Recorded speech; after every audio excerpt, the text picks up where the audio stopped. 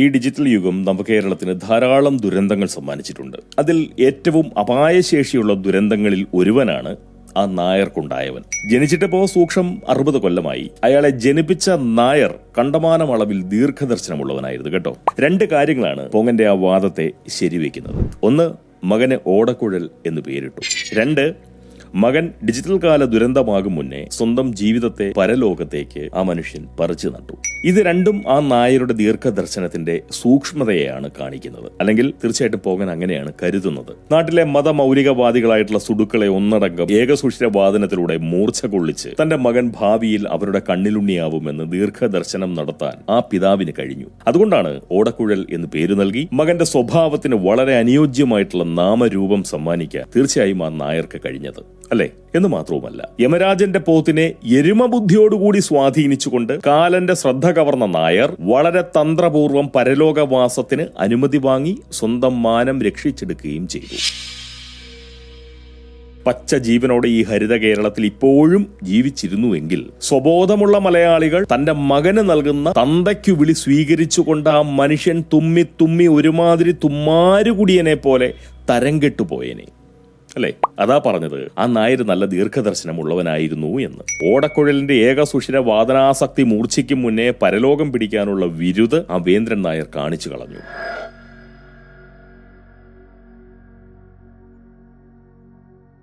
ഐക്യരാഷ്ട്രസഭയുടെ ദുരന്ത പ്രത്യാഘാത നിവാരണ വിഭാഗം തലവനായി തൊഴിലെടുക്കുന്ന ശ്രീമാൻ ഓടക്കുഴൽ നവമാധ്യമങ്ങളിലൂടെ നമ്മുടെ നവകേരളത്തിന്റെ സാമൂഹ്യ രംഗത്ത് കൃത്യമായ ഇടവേളകളിൽ കനത്ത ദുരന്തമായി അവതരിക്കാറുണ്ട്.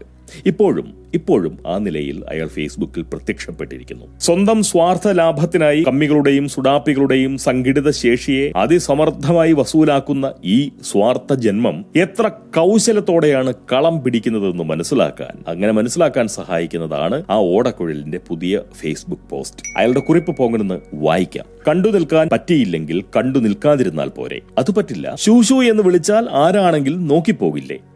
എന്നിട്ട് എന്താണ് പുതിയ തലമുറ നാടുവിടുന്നതെന്ന സംശയം ബാക്കി. ഇങ്ങനെയാണ് കുറിപ്പ്. കൗശലം ഈ കുറിപ്പിലല്ല കേട്ടോ. കുറിപ്പിന് കാരണമായിട്ടുള്ള വാർത്ത പങ്കിട്ട മാധ്യമത്തിന്റെ തിരഞ്ഞെടുപ്പിലാണ് നായരുടെ കൗശലം കുടികൊള്ളുന്നത്. മൗദൂദി ഫണ്ട് ചാനലിലെ വാർത്തയാണ് സമർത്ഥൻ സമൂഹ സമക്ഷം പങ്കിടുന്നത്. ഈ വാർത്ത മറ്റ് മാധ്യമങ്ങളും തീർച്ചയായിട്ടും റിപ്പോർട്ട് ചെയ്തിട്ടുണ്ട്. എന്നാൽ നമ്മുടെ ഓടക്കുഴൽ നായർ മൗദൂദി ഫണ്ട് തന്നെ തന്റെ ഫേസ്ബുക്ക് പോസ്റ്റിനൊപ്പം ചേർത്തു. അതാണ് തന്ത്രം. കാര്യം വളരെ നിസ്സാരമായ ഒരു സംഗതിയായി പെട്ടെന്ന് തോന്നുമെങ്കിലും ആ നീക്കത്തിനു പിന്നിൽ അപാരമായിട്ടുള്ള കൗശലമുണ്ട്. പറയുമ്പോൾ എല്ലാം പറയണമല്ലോ. ഈ മൗദൂദി ഫണ്ടിനെ ഇങ്ങനെ പങ്കിടുന്നതും സ്വന്തം രാഷ്ട്രീയ ബുദ്ധി സദാ ഇടതുവശം ചേർന്ന് തെളിക്കുന്നതുമൊക്കെ അതൊക്കെ കണ്ടുകൊണ്ട് നമ്മുടെ ഓടക്കുഴൽ നായർക്ക് സുഡാപ്പികളോടോ കമ്മികളോടോ എന്തെങ്കിലും കൂറോ സവിശേഷമായിട്ടുള്ള ആത്മാർത്ഥതയോ ഉണ്ടെന്നാരും തെറ്റിദ്ധരിക്കരുത്. പോകൻ പറഞ്ഞല്ലോ, നായർക്കുണ്ടായവനാണ് ഈ ഓടക്കുഴൽ. നവകേരളത്തിന്റെ നിലവിലെ സാമൂഹ്യ അന്തരീക്ഷം നായന്മാർക്ക് അത്ര കണ്ട് അനുകൂലമല്ലെന്ന് നമുക്കൊക്കെ അറിയാം. കമ്മിസുടുക്കളെ സദാ സംപ്രീതരാക്കുന്ന നായന്മാർക്ക് മാത്രമേ ഇനി ഇവിടെ അതിജീവനം സാധ്യമാകൂ. ആ തിരിച്ചറിവാണ് ഈ ഓടക്കുഴലിനെ ഇത്ര മികച്ച ഏകസുഷിര വാദകനാക്കി മാറ്റുന്നത്. ആ നായർക്കുണ്ടായവന്റെ ഗതികേടിൽ സത്യത്തിൽ ഈ പോങ്ങന് ഒട്ടും തന്നെ സങ്കടമില്ല കേട്ടോ. കാരണം നമ്മിൽ പലരും അനുഭവിച്ചിട്ടില്ലാത്ത, നമുക്ക് കേട്ടറിവ് മാത്രമുള്ള ഒരു സാമൂഹ്യ സാഹചര്യത്തിന്റെ അഴുകി നാറിയ ശവത്തെ ചരിത്രത്തിൽ നിന്നും മാന്തിയെടുത്ത് ഈ ആധുനിക കാലത്തിന്റെ നടുമുറ്റത്തിട്ട് കമ്മികളും സുടുക്കളും കൂടി കടിച്ചു പറിക്കുന്നു. പണ്ടെന്നോ ഇന്നാട്ടിലുണ്ടായിരുന്ന സാമൂഹ്യാവസ്ഥയുടെ ബലിയാടുകളായി അധിക്ഷേപവും അവഗണനയും അവഹേളനവും സഹിച്ചുകൊണ്ട് ഒരുപാട് ഗതികെട്ട നായർ സമുദായ അംഗങ്ങൾ കൊടും ദാരിദ്ര്യത്തിൽ ഇവിടെ കഴിയുന്നുണ്ട്. സ്വന്തം സമുദായ സംഘടനയുടെ ശ്രദ്ധ പോലും കവരാനുള്ള മാടമ്പി പ്രഭ സ്വഭാവത്തിലും അതുപോലെ തന്നെ സമ്പത്തിലും ഇല്ലാതെ നരകിച്ചു ജീവിക്കുന്ന നായന്മാർ. സംവരണത്തിന്റെ സംരക്ഷണമോ സാമൂഹ്യനീതിയുടെ പരിരക്ഷയോ എന്തിനധികം പറയണം, സഹജീവി എന്ന പരിഗണനയോ പോലും ലഭിക്കാതെ സവർണൻ എന്ന വിളിയും കേട്ട് കരിഞ്ഞുണങ്ങിയ ജീവിതവും പേറി ഇന്നാട്ടിലൂടെ നടക്കുന്ന ദരിദ്രവാസി നായന്മാർ.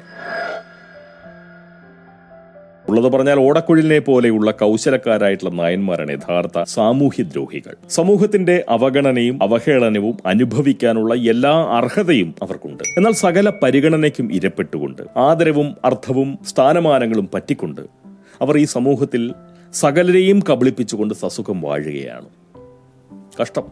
കമ്മികളോടും സുടുക്കളോടും സഹജീവി എന്ന നിലയിൽ പോങ്ങൻ ഒരു കാര്യം പറയാം. ഈ ഓടക്കുഴൽ നിങ്ങളെ സമൂലം കബളിപ്പിക്കുകയാണ് കേട്ടോ. നിങ്ങളത് അർഹിക്കുന്നുണ്ട്, അത് നേരാണ്. എങ്കിലും അതിന്റെ പേരിൽ ആ ഓടക്കുഴലിനെ അഭിനന്ദിക്കാൻ പോങ്ങൻ തീർച്ചയായിട്ടും നിൽക്കുന്നില്ല. വിഡ്ഢികളെ വഞ്ചിക്കുന്നത് പ്രകൃതി വിരുദ്ധമാണ്. പ്രകൃതി വിരുദ്ധരെ അഭിനന്ദിക്കുന്ന പതിവ് പോങ്ങനില്ലല്ലോ. അതുകൊണ്ട് അഭിനന്ദിച്ച് അപമാനിക്കാതെ ഓടക്കുഴൽ നായരെ ഈ പോങ്ങൻ വെറുതെ വിടുന്നു. പോയി കമ്മിസുടുക്കളെ കബളിപ്പിച്ച് പുലരടാ പുല്ലേ.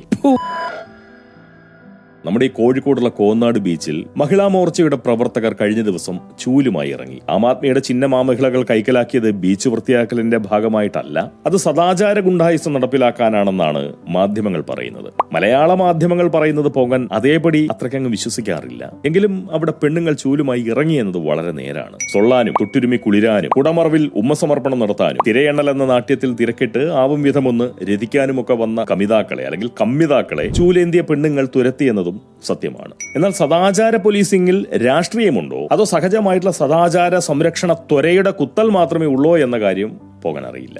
എന്തായാലും പെണ്ണുങ്ങൾ ചൂലുമായി ബീച്ചിൽ ഇറങ്ങി, അതുള്ളതാണ്. സ്വാഭാവികമായും സദാചാര വിരുദ്ധരുടെ കൂട്ടായ്മയായിട്ടുള്ള ഡിഫിക്കാർ പെണ്ണുങ്ങളെ ചൂലെടുത്തതിനെതിരെ രംഗത്തിറങ്ങുകയും ചെയ്തു. അതിലവരെ കുറ്റം പറയാനും പറ്റില്ല. ഇത്തരം ഏർപ്പാടുകൾക്ക് പ്രോത്സാഹനം നൽകേണ്ടതും അല്ലെങ്കിൽ സംരക്ഷണം ഒരുക്കേണ്ടതുമൊക്കെ അവരുടെ നിലനിൽപ്പിന്റെ ആവശ്യമാണ്. മാത്രമല്ല സദാചാരം സഖാക്കൾക്ക് നിഷിദ്ധമാണ്. ഒരു സദാചാരിയെയും ഒരു വർഗശത്രുവിനെയും മുന്നിൽ കിട്ടിയാൽ ഈ സദാചാരിയെ പൂർണ്ണമായും ഉന്മൂലനം ചെയ്തിട്ടേ വർഗശത്രുവിനെ വകവരുത്താൻ പോയിട്ട് ഒന്ന് നോക്കാൻ പോലും പാടുള്ളൂ. അങ്ങനെയൊരു അലിഖിത നിയമം കമ്മികൾ പിന്തുടരുന്നുണ്ട്. സംതൃപ്ത കുടുംബം, വിശ്വസ്ത സുന്ദരമായിട്ടുള്ള ദാമ്പത്യം, സദാചാര സമ്പുഷ്ടമായിട്ടുള്ള ജീവിതം, ഇവയൊന്നും പരിഷ്കൃത സമൂഹത്തിന് ചേരുന്ന ഏർപ്പാടല്ലെന്നാണ് കമ്മി മതം. പുരോഗമന ബുദ്ധമായിട്ടുള്ള ഒരു സമൂഹത്തിൽ ജീവിത പങ്കാളി പാടില്ല. മനുഷ്യർക്ക് ലൈംഗിക പങ്കാളികളെ ഉണ്ടാകാവൂ എന്ന അഭിപ്രായമുള്ള കൂട്ടരുമാണവർ. സ്നാനവിരോധവും ദന്തശുചീകരണ വൈമുഖ്യവും കൂട്ടഭോഗാചരണവും വിശ്വാസവഞ്ചനയും സദാചാര വിരുദ്ധതയുമൊക്കെയാണ് പുരോഗമന ബുദ്ധരായിട്ടുള്ള പരിഷ്കൃത സമൂഹത്തിന്റെ ലക്ഷണമെന്ന് വിശ്വസിക്കുന്ന അവർ ഈ നിലയിൽ പ്രതികരിക്കുന്നതിൽ തെറ്റില്ല, തീരെ കുറ്റവുമില്ല.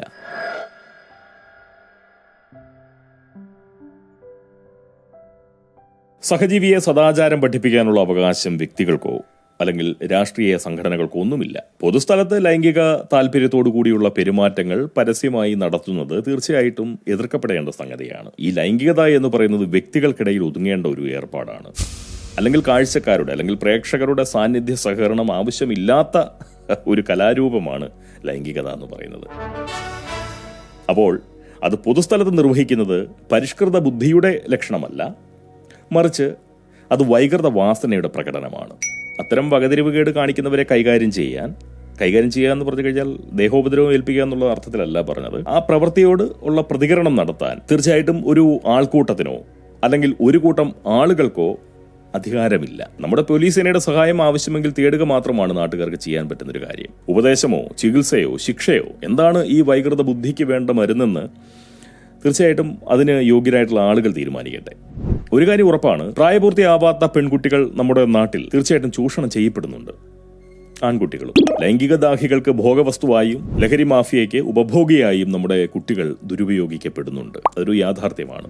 ഈ കൗമാരം എന്ന് പറയുന്നത് ലൈംഗിക കൗതുകങ്ങളുടെ കാലവും കൂടിയാണല്ലോ. അതുകൊണ്ട് സ്കൂളുകളിലൂടെ കുട്ടികൾക്ക് ഫലപ്രദമായിട്ടുള്ള നിലയിൽ ലൈംഗിക വിദ്യാഭ്യാസം നൽകുകയും അതുപോലെ തന്നെ മാതാപിതാക്കൾ അവർക്ക് വേണ്ട ആവശ്യമായിട്ടുള്ള സദാചാര പാഠങ്ങൾ പറഞ്ഞു കൊടുക്കുകയും ഒക്കെയാണ് ചെയ്യേണ്ടത്.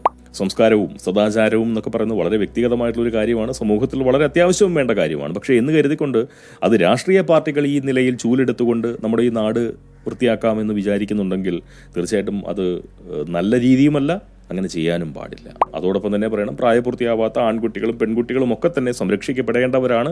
അവരുടെ മേൽ സമൂഹത്തിന് ഒരു കണ്ണുണ്ടാവുന്നതും നല്ലതാണ്. പക്ഷെ അതൊരിക്കലും ഒരു കടന്നുകയറ്റമായിട്ട് അവരുടെ സ്വകാര്യ ജീവിതത്തിലേക്കും വ്യക്തി ജീവിതത്തിലേക്കുമുള്ള ഒരു കടന്നുകയറ്റമായി മാറാത്ത നിലയിൽ അത് വളരെ ബുദ്ധിപൂർവ്വം കൈകാര്യം ചെയ്യേണ്ട ഒരു വിഷയമാണ്. തീർച്ചയായിട്ടും അതിനുള്ള ശ്രദ്ധയാണ് നമ്മൾ ഓരോരുത്തരും കാണിക്കേണ്ടത്. അതുകൊണ്ട് ഇത്തരം കാര്യങ്ങളെ രാഷ്ട്രീയവൽക്കരിക്കുന്ന ഒരു രീതിയോട് പോകാനൊട്ടും യോജിപ്പില്ല.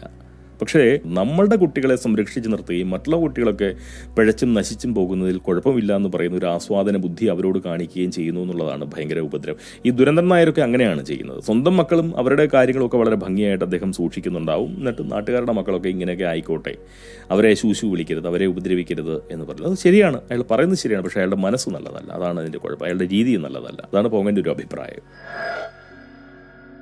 ഒരു കാര്യം പറയാതെ ഈ സംസാരം അവസാനിപ്പിക്കാൻ സാധിക്കില്ല. അതായത് നമ്മുടെ കഥാനായകനായിട്ടുള്ള ശ്രീമാൻ ഓടക്കുഴൽ നായർ ദുരന്ത പ്രത്യാഘാത നിവാരണ വിഭാഗത്തിന്റെ തലവനായി വേലയെടുക്കുന്ന ഒരു വേന്ദ്രനാണെന്ന് തുടക്കത്തിലെ പൊങ്ങൻ പറഞ്ഞല്ലോ. സത്യത്തിൽ പ്രായപൂർത്തിയാവാത്ത പെൺകുട്ടികളെ പ്രണയത്തിൽപ്പെടുത്തി ബീച്ചിൽ കൊണ്ടുവന്ന് ഒരു കുടയുടെ മറവിൽ യുവാക്കൾ അവരെ ഭോഗചൂഷണം നടത്തുന്നതും സാമാന്യം തരക്കേടില്ലാത്ത ഒരുതരം സാമൂഹ്യ ദുരന്തം തന്നെയല്ലേ? അല്ലെങ്കിൽ അങ്ങനെയല്ലേ കാണേണ്ടത്, അല്ലേ? സുനാമിയും കൊടുങ്കാറ്റും പ്രളയവും കാട്ടുതീയും ഉരുൾപൊട്ടലും ഭൂമികുലുക്കവും ഒക്കെ മാത്രമാണോ ദുരന്തങ്ങളുടെ ഗണത്തിൽപ്പെടുക? അല്ലെങ്കിൽ അവയുടെ പ്രത്യാഘാതങ്ങൾ തടയുകയോ അതല്ലെങ്കിൽ അത് കുറയ്ക്കുകയോ ചെയ്യുക എന്നത് മാത്രമാണോ ഒരു ദുരന്ത പ്രത്യാഘാത നിവാരണ വിദ്വാന്റെ പണി?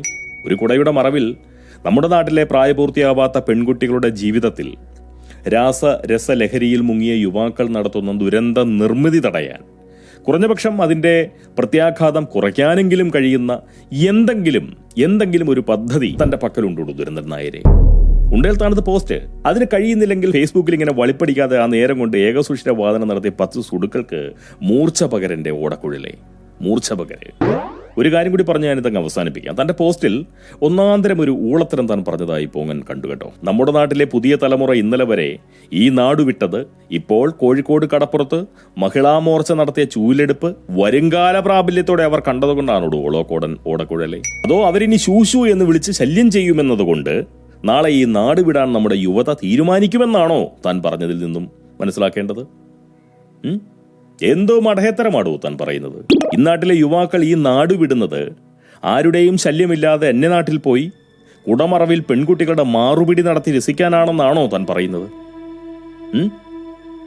സ്വന്തം കുടുംബത്തിൽ കുടയുടെ മറവ് തേടി പോകുന്ന പെണ്ണുങ്ങളും കുട ചൂടിക്കുന്ന പെണ്ണാളന്മാരും കണ്ടേക്കാം. അത് തന്റെ അനുഭവം. അത് കണ്ടുകൊണ്ട് താൻ സ്വന്തം കുടുംബമാഹാത്മ്യം ഈ നാട്ടിലെ മനുഷ്യരുടെ പിടലേക്ക് ചാരരുത്. അല്ലെങ്കിൽ തന്റെ കുടുംബമാഹാത്മ്യം ഈ നാട്ടുകാർക്ക് പങ്കിട്ട് താൻ വലിയ വിശാലഹൃദയനാവേണ്ട കാര്യമില്ല. ഇനി കമ്മിസുടുക്കളുടെ പ്രീതി പിടിച്ചു പറ്റാനായി വളരെ മനഃപൂർവ്വം താൻ ഈ മണ്ടത്തരം പറഞ്ഞതാണെങ്കിൽ കുഴപ്പമില്ല കേട്ടോ. അല്ലാത്ത പക്ഷം തന്റെ തലയ്ക്ക് കാര്യമായ പിശക് സംഭവിച്ചിട്ടുണ്ടെന്ന് വേണം മനസ്സിലാക്കാൻ. അങ്ങനെയെങ്കിൽ ഐക്യരാഷ്ട്രസഭ നിർബന്ധമായും തന്നെ പിടിച്ച് ബലാത്കാരമായി വിരമിപ്പിക്കണം. അതാണ് വേണ്ടത്. അല്ലെങ്കിൽ താൻ ലോക സമൂഹത്തിന് തന്നെ വലിയ ദുരന്തമായി തീരും, വലിയ ദുരന്തം. പോകാൻ അത്രേ പറയുന്നുള്ളൂ. നിർത്തുന്നു. അടുത്ത വീഡിയോയുടെ വീണ്ടും കാണാം. എല്ലാവരോടും സ്നേഹം, എല്ലാവർക്കും നന്മകൾ. നമ്മുടെ ഈ ചാനൽ സബ്സ്ക്രൈബ് ചെയ്യാതെ ആരെങ്കിലും ഈ വീഡിയോ കണ്ടവരായിട്ടുണ്ട് എന്നുണ്ടെങ്കിൽ തീർച്ചയായും അവർ സാധിക്കുമെങ്കിൽ, ഈ വീഡിയോ ഇഷ്ടപ്പെട്ടുവെങ്കിൽ ഈ ചാനലൊന്ന് സബ്സ്ക്രൈബ് ചെയ്യുന്ന കാര്യം പരിഗണിക്കണമെന്ന അഭ്യർത്ഥന പങ്കുവെച്ചുകൊണ്ട് ഈ സംസാരം ഇവിടെ നിർത്തുന്നു. അടുത്ത വീഡിയോയുടെ വീണ്ടും കാണാം. സ്നേഹം.